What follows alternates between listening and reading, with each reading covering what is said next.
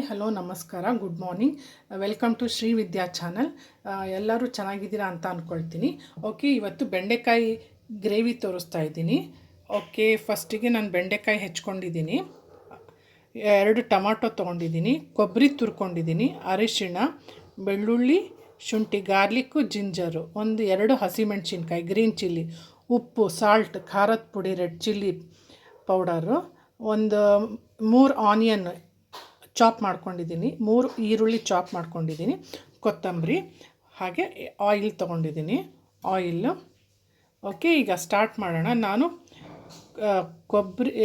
ಬೆಳ್ಳುಳ್ಳಿ, ಶುಂಠಿ, ಹಸಿಮೆಣಸಿನ್ಕಾಯಿ, ಈರುಳ್ಳಿ ಇದಿಷ್ಟನ್ನು 4 ನಾನು ಪೇಸ್ಟ್ ಮಾಡ್ಕೊಳ್ತೀನಿ, ರುಬ್ಕೊಳ್ತೀನಿ ನಾನೀಗ. ಓಕೆ, ಇಲ್ಲಿ ನೋಡಿ, ಕೊಬ್ಬರಿ, ಬೆಳ್ಳುಳ್ಳಿ, ಶುಂಠಿ, ಗಾರ್ಲಿಕ್ಕು, ಜಿಂಜರು, ತುರಿದಿದ್ದ ಕೊಬ್ಬರಿ, ಹಾಗೆ ಹಾಗೆ ಆನಿಯನ್ನು ಇದು ಕೂಡ ನಾನು ಪೇಸ್ಟ್ ಮಾಡ್ಕೊಳ್ತಾ ಇದ್ದೀನಿ. ಇದಿಷ್ಟೂ ಪೇಸ್ಟ್ ಮಾಡ್ಕೊಳ್ತೀನಿ ನೈಸಾಗೆ, ಗ್ರೇವಿ ಥರ ಮಾಡ್ತಾಯಿದ್ದೀನಿ. ಈಗ ಮಸಾಲ ಗ್ರೇವಿ ಮಾಡ್ತಾ ಇರೋದು, ಭೇಂಡಿ ಮಸಾಲ ಗ್ರೇವಿ.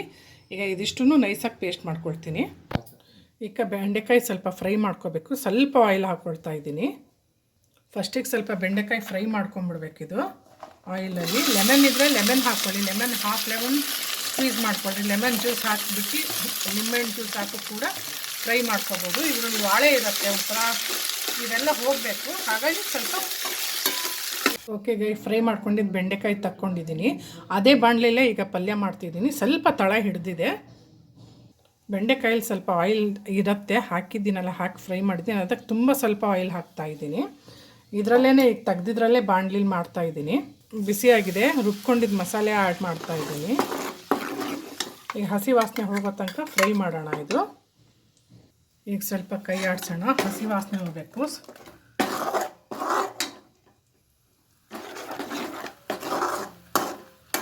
ಕೈ ತಳ ಹಿಡ್ದಂಗೆ ಕೈ ಆಡಿಸ್ತಾ ಇರ್ರಿ. ಸ್ವಲ್ಪ ಇದೆ, 10 ನಿಮಿಷ ಕೈ ಇದು ಮಾಡಿದ್ದೀನಿ, ಹಸಿ ವಾಸನೆ ಹೋಗಿದೆ. ಈಗ ಟೊಮ್ಯಾಟೊ ಆ್ಯಡ್ ಮಾಡ್ತಾಯಿದ್ದೀನಿ. ಇದೊಂದು 5 ನಿಮಿಷ ಸಾಕು. ಟೊಮ್ಯಾಟೊ, ಹಾಗೆ ಅರಿಶಿಣ, ಟರ್ಮರಿಕ್ ಆ್ಯಡ್ ಮಾಡ್ತಿದ್ದೀನಿ, 1/2 ಸ್ಪೂನು, ಹಾಗೆ red chilli powder.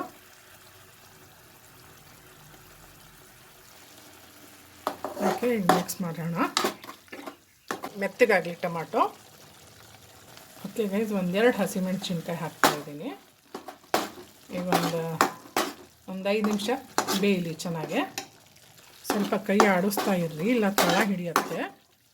Sorry guys, ಇನ್ನೊಂದು ಇಂಗ್ರೀಡಿಯೆಂಟ್ಸ್ ತೋರ್ಸೋದು ಮರ್ತ್ಬಿಟ್ಟೆ. ದಹಿ, ಮೊಸರು ಹಾಕ್ತಾಯಿದ್ದೀನಿ, 2 ಸ್ಪೂನ್ ಹಾಕ್ತಾಯಿದ್ದೀನಿ. ತುಂಬ ಅಂದರೆ ತುಂಬ ಟೇಸ್ಟ್ ಕೊಡುತ್ತೆ ದಹಿ ಭೇಂಡಿ ಮಸಾಲ, ತುಂಬಾ ಟೇಸ್ಟಾಗುತ್ತೆ. ಮೊಸರು ಕೂಡ ಹಾಕಿ, ಆಮೇಲೆ ಒಂದು ಸ್ವಲ್ಪ ಸಕ್ಕರೆ ಕೂಡ ಆ್ಯಡ್ ಮಾಡ್ತೀನಿ. ಸ್ವಲ್ಪ ಸಕ್ಕರೆ 1/2 ಸ್ಪೂನ್ ಆ್ಯಡ್ ಮಾಡ್ತಾಯಿದ್ದೀನಿ. ತುಂಬ ಅಂದರೆ ತುಂಬ ರುಚಿ ಕೊಡುತ್ತೆ. ನಾನು ಮಾಡಿದ ಮೆಥಡಲ್ಲಿ ಮಾಡಿ ಕಮೆಂಟ್ ಬಾಕ್ಸಲ್ಲಿ ತಿಳಿಸಿ. ರೊಟ್ಟಿ, ಚಪಾತಿ ಅಂತೂ ಚೆನ್ನಾಗಿ ಬಾರಿಸ್ತೀರ ನೀವಾಗಲಿ ಮಕ್ಕಳಾಗಲಿ, ಸೂಪರಾಗಿ ಆಗುತ್ತೆ. ಇದು ಲಮ್ಸ್ ಇರಬಾರ್ದು, ಚೆನ್ನಾಗಿ ಮಿಕ್ಸ್ ಮಾಡಬೇಕೀಗ. ದಹಿ ಭೇಂಡಿ ಮಸಾಲ ರೆಡಿ ಆಗ್ತಾ ಇದೆ. ಇದು ಸಿಂಪಲ್ ಆದ ದಹಿ, ಮನೇಲಿ ಏನಿದೆ ಅದೇ ಇಂಗ್ರೀಡಿಯೆಂಟ್ಸಲ್ಲಿ ತೋರಿಸ್ತಾ ಇದ್ದೀನಿ. ಓಕೆ, ಈಗ ಭೇಂಡಿ ಆ್ಯಡ್ ಮಾಡ್ತಿದ್ದೀನಿ, ಬೆಂಡೆಕಾಯಿ ಆ್ಯಡ್ ಮಾಡ್ತಾಯಿದ್ದೀನಿ. ಫ್ರೈ ಮಾಡಿ ಇಟ್ಕೊಂಡಿದ್ನಲ್ಲ ಮುಂಚೆನೇ, ಅದು ಆ್ಯಡ್ ಮಾಡ್ತಾಯಿದ್ದೀನಿ. ಓಕೆ ಗೈಸ್, ನೋಡಿ, ತುಂಬ ಈಸಿ ಮತ್ತು ಕ್ವಿಕ್ಕಾಗಿ ಆಗೋವಂಥ ರೆಸಿಪಿ ಇದು. ತುಂಬಾ ಟೇಸ್ಟಿಯಾಗಿ ಆಗುತ್ತೆ. ಗ್ರೇವಿ ಥರ ಬೇಕಂದರೆ ಸ್ವಲ್ಪ ನೀರು ಹಾಕ್ಕೊಂಡು ಗ್ರೇವಿ ಥರ ಮಾಡ್ಕೊಳ್ಳಿ. Quick and easy recipe. ಸ್ವಲ್ಪ ನೀರು ಹಾಕ್ಕೊಂಡು ಗ್ರೇವಿ ಬೇಕು ಅಂದರೆ ಗ್ರೇವಿ ಥರ ಮಾಡ್ಕೊಳ್ಳಿ.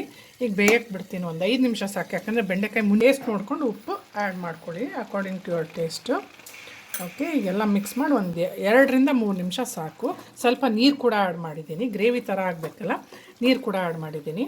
ಓಕೆ ಗೈಸ್, ಸ್ಟವ್ ಆಫ್ ಮಾಡಿದ್ದೀನಿ. ಈಗ ದಹಿ ಭೇಂಡಿ ಮಸಾಲ ರೆಡಿಯಾಗಿದೆ. ಇದು ಪಂಜಾಬಿ ಸ್ಟೈಲು.